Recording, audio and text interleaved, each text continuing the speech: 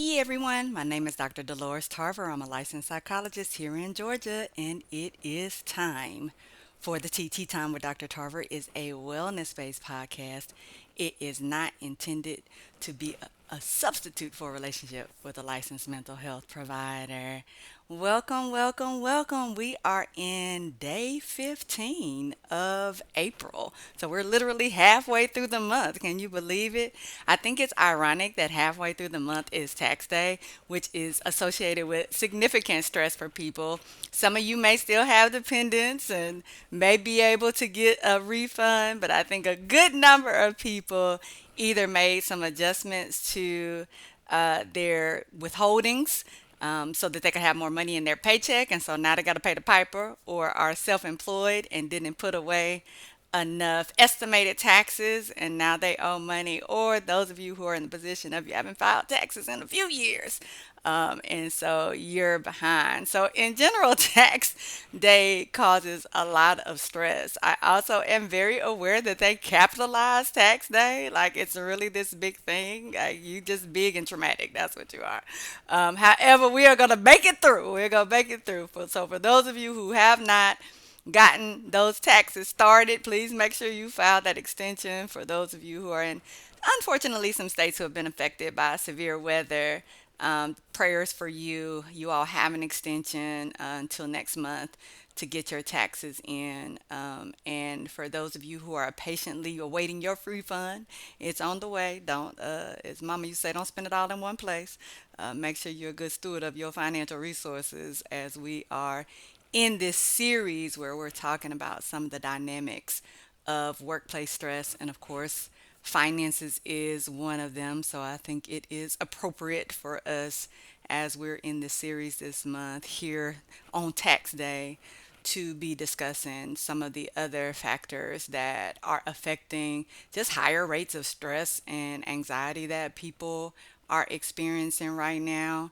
Um, so I will say that, last week we talked about if you're in a position where you may be laid off, or there's a threat of you potentially being laid off, how to navigate a potential career plan for yourself, getting back into the job market, making some changes in your retirement, or being able to talk with a financial planner to be able to see what your options are, particularly if you are taking an early retirement deal, but then will need to have some employment starting in September once those financial resources end, or if you're just in a position where you know that the likelihood of you being terminated is or laid off is inevitable, and so you're trying to figure out your strategy. So we talked about a few options for that.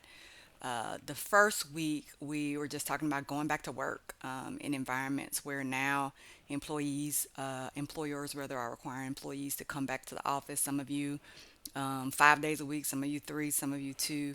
And so they're kind of walking people back into the space of being present in the office. So we are in week three going to be discussing what I'm hearing from a lot of people, which is now that you all have laid people off, now that you have cut budgets and cut resources, those of us who are left here are having increased stress because it's not like the productivity rate changed. It's not like the amount of things that needed to be done changed. And so we have fewer people who are then trying to compensate for in it. Some people, like, their staff was cut in half, some by more than half, 75, 85, 90%.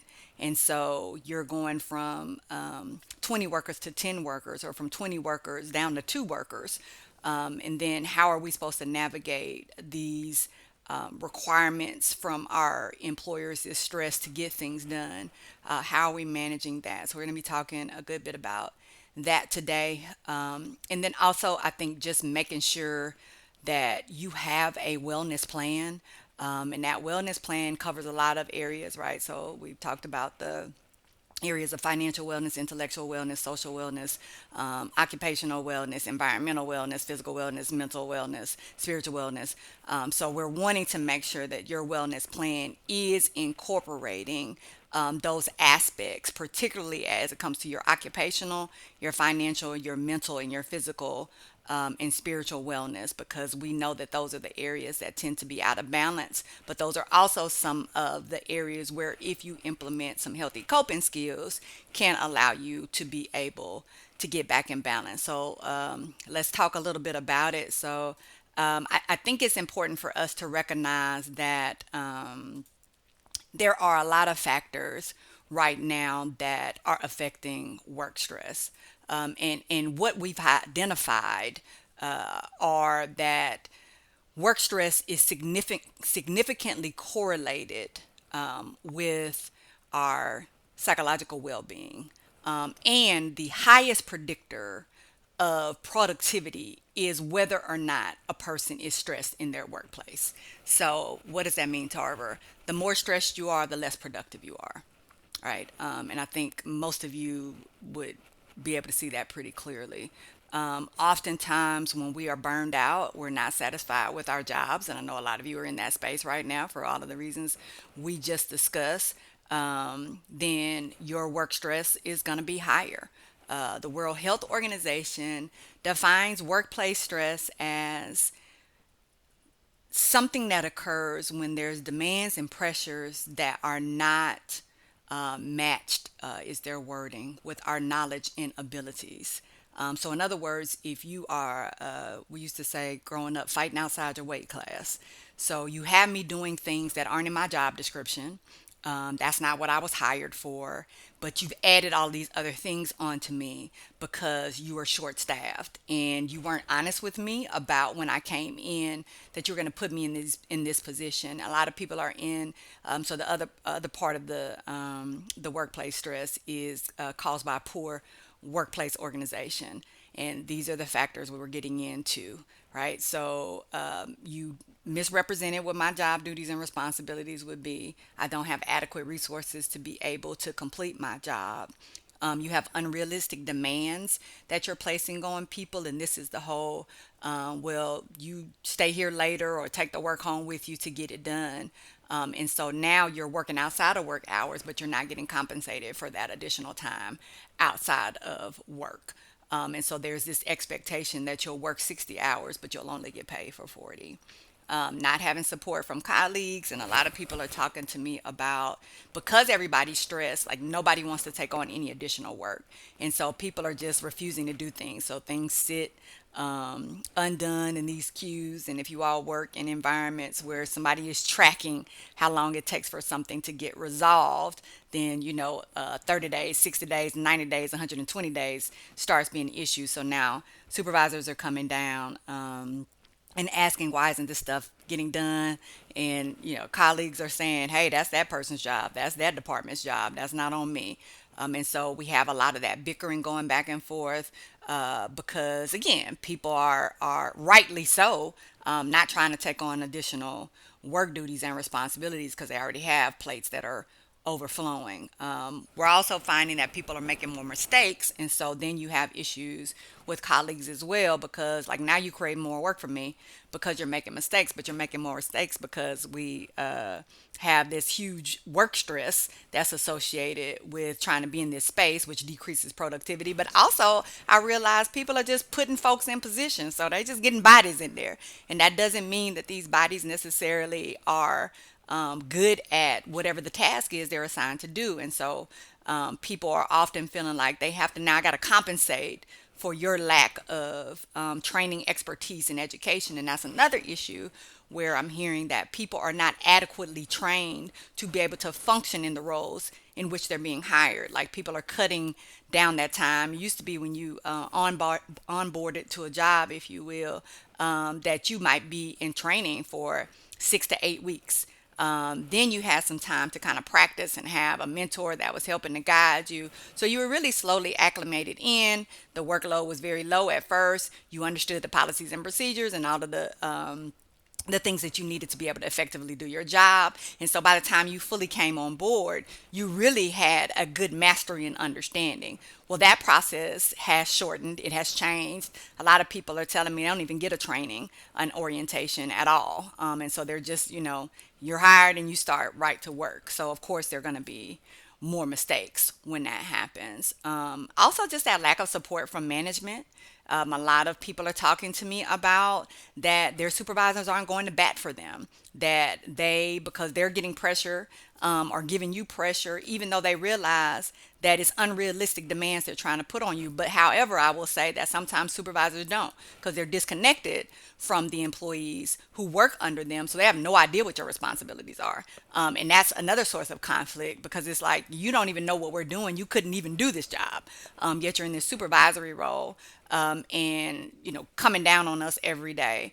Also hearing that people aren't getting a chance to have time off, even when they should be able to have time off. Leave being denied after it had been approved. They come back and retract that approval, and tell you can't take off. So people aren't able to go to their doctor's appointments. They're having difficulty being able to get to events and appointments for their kids. Might be caregiving for aging adults. Just all of the responsibilities that we have. You have people coming over to fix your roof. We just talked about inclement weather and storm damage. And so, hey, somebody needs to be at home to meet this contractor, and you're telling me I can't take off work, even though I should be able to take off work. And then what other people are saying is that there are these point systems that are being implemented. Some of you came into your jobs already with a point system. Some of them have been added since, where then you get these occurrences. So when you take off, and you're like, I got to, like, you approve this, I've already made, I can't change this. So then you're going to get an occurrence for that. You're going to get points. And after so many points, you're at risk of being terminated, or you're getting coachings, you're getting write-ups, right? Personal improvement plans or performance improvement plans that are being implemented simply because you're doing not anything that goes against what the policies and procedures say, but that things have been implemented and changed and different in the environment that now are impacting you in ways that it didn't. I hear a lot about poor communication, that employees are finding out secondhand from third-hand sources about what's happening in their workplace. When people are hearing in the news announcements about cuts and changes and downsizing that their management hasn't even talked to them about, that's very frustrating. And stressful as well, because then you can't trust the people who you're working for and working with. A lot of people talk about that ambiguity, and it's just like folks don't know who's doing what, who's responsible for what, or if somebody is out, let's say somebody's out for a surgical procedure, and they've been out for months, that position has just been left, and now all of a sudden you're trying to throw somebody in this role, and they have no idea what they're supposed to be doing or understanding fully the role. Because what we see is that sometimes people don't cross train. So there's only one person in the agency that knows how to do a particular job. But then also, we like some recognition and rewards at work. We want some reinforcement. We want to know we're valuable and important, and it's not just about my productivity. And a lot of that has also fallen by the wayside as well. And so people are really frustrated about, now you working me overtime, because some of you are going above and beyond.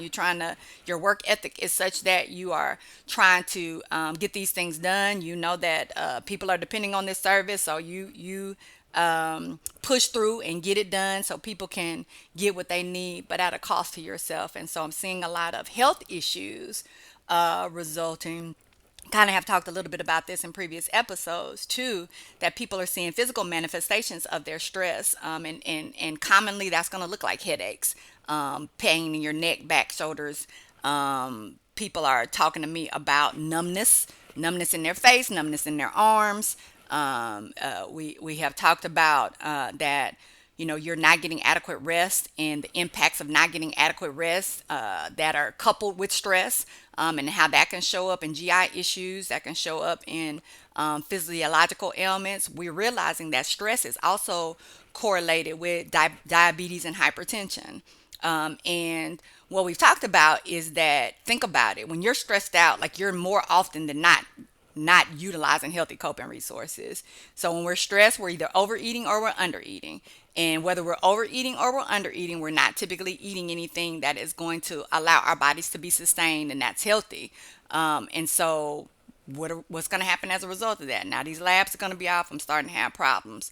Most of the time, if we're stress eating, we're going to eat things that are highly processed and quick and convenient. Some of y'all don't even really have breaks to be able to leave your desk, and so you got processed things there in your drawer to just be able to get you through. Not to mention, some of you may have inattention issues, and so you're also like, we eat to try to keep ourselves focused. I was just at a training the other day. We had snacks. You would think we were gonna be there for 6 weeks. How many snacks we had in there? But when you're trying to focus, sometimes that eating allows you to be able to stay focused. And so again, not going to usually be healthy stuff. Most of us aren't popping carrots in our mouths during those periods of stress. And then what we also see is that when you have to do unpleasant things, monotonous, boring things, and there's inequity in your work environment, so you're seeing some people not having to do the things everyone else does, or people being promoted, or people being favored, or people getting resources, and other people not. Like, that doesn't help as well, right? So when we talk about the morale in there and how that can affect you, and so what happens over time? The depression, the anxiety comes up. And if you already had depression and anxiety, then it escalates, it gets worse. And so some of you have been able to manage without medication. Now you're going to your provider and you're on medication. And some of you, your medications have increased. And so not only are you on more medication, but you're taking a higher dosage of the medication than you used to. And so typically, I would say to you, any one of those issues is an opportunity for an intervention. However, what I will say to you in this particular moment is that it depends on what you're capable of handling. So I'm going to talk to you about a range of things. However, I want you to be mindful of what's feasible for you, given your current situation, your current stressors, your current demands, your current work environment. However, I will also tell you that more often than not, if the change does not come from the top, if it's not organizational change, you're not going to see a lot of long-standing changes in the environment that you're in, which means that you're not going to have a lot of impact with regard to, okay, I can remove these stressors. And that means that you're going to have to be doing more of the coping and navigating and managing. And so you want to be intentional and thoughtful about short term and long term. Okay, so what are you talking about, Tarver? All right, so the organizational things, and a lot of people don't like having these conversations. One, because they don't feel like management listens to them or cares about what their recommendations are, or they've made recommendations in the past, and nothing has come out of it, right? None of us likes to have conversations that don't go anywhere. But those organizational changes are typically what alters the environment. So what has happened is your environment has changed, whether there's been layoffs, whether there's been funding cuts, whether there's been downsizing in terms of you lost physical space. And so there's less space for people to occupy. And so we're much more crowded in our space. Or we've had to change buildings, relocate, whatever the case may be.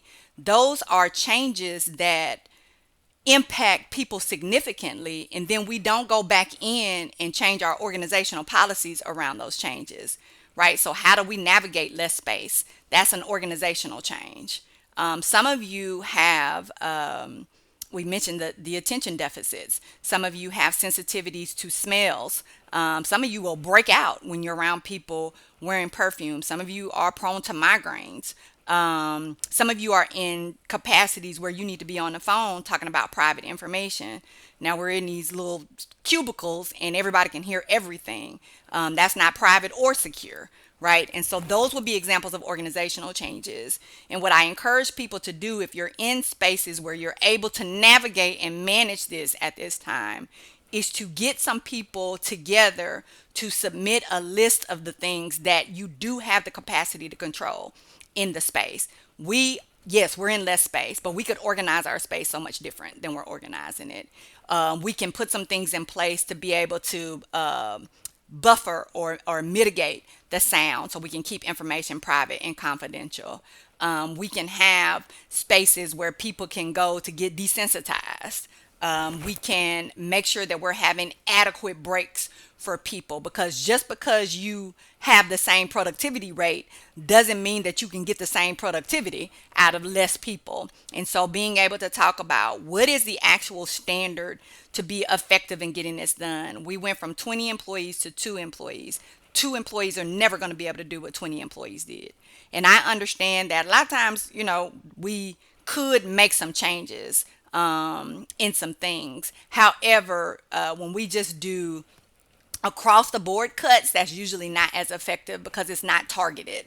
And it doesn't create a plan for how we're going to make these adjustments and changes, particularly it could be to the workflow. It could be reorganizing the supervisors and managers. It could be ensuring that training, that's what often gets cut, is the training, right? And so these are the organizational things. Like, y'all are not training people because you cut out your trainers. People across the board have been telling me that trainers is one of the first people that get cut because they feel like, okay, we don't need to specifically have trainers that just train. Like, they could be doing some work.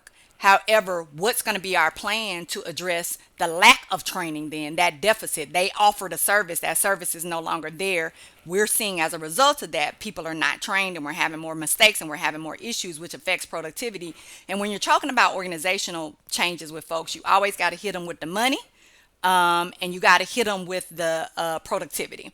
So it has to be something that is going to significantly impact them, right? So as we're talking about solutions, like, hey, you're wondering why we have things that haven't been resolved for 120 days.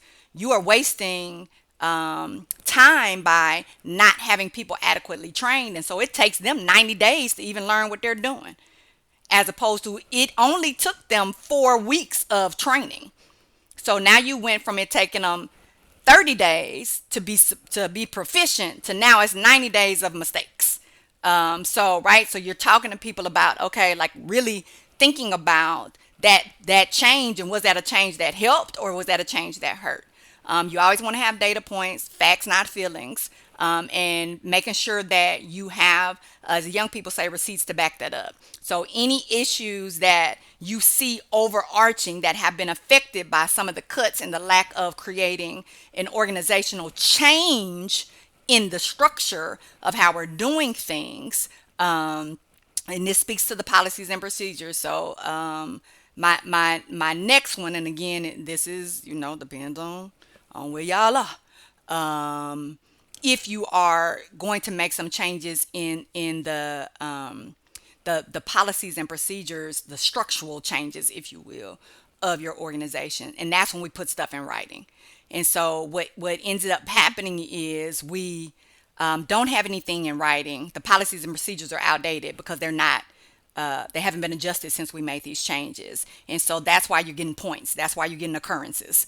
That's why you're not able to take your leave and have your mental health appointments.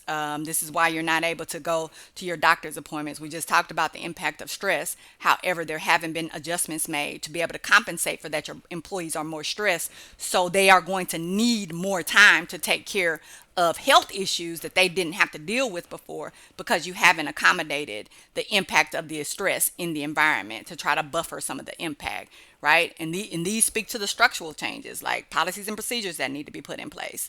Who's going to be monitoring employee wellness? Do you have an FMLA policy? Is there a policy with regard to you being able to have your appointments as long as you have documentation? Are you a documented caregiver? Right? So being able to update the things in your environment to compensate for some of these issues that you're running into with management, where they're like, oh, you're being insubordinate, or you've had too many occurrences. It's like, oh, we need to change that, so that people aren't being considered insubordinate, or having occurrences because you haven't adjusted your policies and procedures. And I will tell you, with organizational as well as structural issues, you have to have a range of people on those committees. What ends up happening is you have higher level management who is disconnected from any of the things that you're experiencing on the front lines. And so you need to have that third shift person, that second shift person, that first shift person. All of them have different experiences and different needs. You need to be able to make sure that you have a representation of a lot of different income levels, a lot of different education levels, right? Because oftentimes we're not hearing the voices of our custodial staff, of our staff that ensures our building is maintained, our technology staff, right? And so being able to understand, like, y'all got us in here, and you turning this air off because you don't want to spend money on this air, and this equipment is hot and now it's burning out, and now we're spending more money having to get equipment repaired and replaced because you all have this air at a ridiculous temperature. Or we have a problem with insects. And so what I'm hearing from people is that they're cutting the services for things like pest control, cleaning. So now, folks, you got to clean your own spaces. So we have gotten rid of our custodial staff. So this garbage hadn't been taken out. So now we got gnats and all kinds of roaches and foolishness in here. There are things aren't being sanitized correctly. So now people are out with more illness. So those would be some examples of some things. Now, again, you may or may not be in a position to feel like you can take that on. However, I guarantee you at every place of employment, there is someone who can. And so this is where you identify your allies with regard to putting a proposal together and implementing some things. And this is where it's important for you to know your rights and know what kind of support you have, with labor unions, even as you're talking about sharing information about violations, OSHA. There's a lot of, so your occupational health and safety resources. So you have some options available to you. You just need to figure out what they are for your place of employment. There is always an agency that is checking to make sure that a place is operating within certain codes. And I guarantee you that some of you are in environments now where you're not operating within codes, but nobody's calling that health inspector. And so it's important for you to understand and be informed so you can make some decisions, right? So then I'll switch over to the if you're not in that position, you're like, I can't take on that. Somebody else gonna have to lead that charge. Then I will tell you the other two areas that are within your control are your personal and your wellness goals, right? So your personal is, what are the things that are impacting me in at work and outside of work? Most of us do not have good work-life balance, and most of us are not cutting off. You working after hours, and again, that means you are working 60 hours and getting paid for 40. And some of you are like, oh, I need to get this work done. And I will tell you right now, no, you don't. Because the reality is, when you have that heart attack, when you have that stroke, when you have that paralysis on one side of your body because you've overworked yourself and not taken care of yourself, guess what? That work is going to get done. And it will not be done by you. So let it go. Have a set cut off time. If you are scheduled to work from 9 to 5, at 5 o'clock, you need to be out. Whatever didn't get done, and here's your documentation. Hey, you have me trying to complete all of these things. Y'all getting pulled multiple directions. Then plus you want me to do this work, doing the work of 5 people. I'm not going to be able to be productive doing that. One, I'm split in too many different directions. 2, you're telling me to prioritize the things that your supervisor wants, your manager, over you. And so that means I'm neglecting the stuff that's really my responsibility. And 3, because you have gotten rid of the team that allowed us to be able to be productive, then you are going to get decreased productivity. I mean, that's the reality that people are dealing with. And I think sometimes people are talking to their supervisors, and supervisors are saying, oh, you're just making excuses. Do the math. The math will tell you 10 people are going to have a productivity rate of this. 2 people are going to have a productivity rate of this. There's not any magic to that. There's not any shenanigans going on around that. That is the reality. But again, this is why it's important for you to document what you do, how long it's taking you to do what you do, what the demands are placed on you, what your actual job description is. than what you have outside of work, because oftentimes we're creating our own dynamics of being out of balance, right? So when I'm working extra hours instead of me going to have my therapy appointment, you knew you was gonna get a plug for therapy. So I need to be in mental health counseling, and I'm keep canceling my appointments because I'm over here trying to work on these projects and get these things done. Sometimes you have to let things fail in order for you to be able to show people why it is failing. So y'all are compensating out here and getting it done, sacrificing yourself, which then now becomes your new expectation because you did it before. Don't get used to working 60 hours when you're supposed to be working 40 hours. Um, Make sure that you are staying on par and on track with this is what is realistic for an employee to do. Because again, part of this shift, as we talk about an employer focused market, part of this shift is we want you to do more and give you less. So when they say they're taking away positions, they're like, see, less people can get this done. Stop proving them people correct. That is not correct. Less people can get this done at increased stress and not work-life balance and working extra hours and not getting paid. If you start dividing how many hours you actually work by your pay rate, you realize you're making about $2 an hour. So stop it. Have your cutoff time. When your cutoff time is up, you stop. Don't be answering your phone and your email and all of this after work hours. You have to have work-life balance and boundaries. And this is a part of your personal goals because this is your personal accountability. You are allowing people to mistreat you. You're setting yourself up for the increased stress. You're not taking care of yourself. Get those appointments scheduled.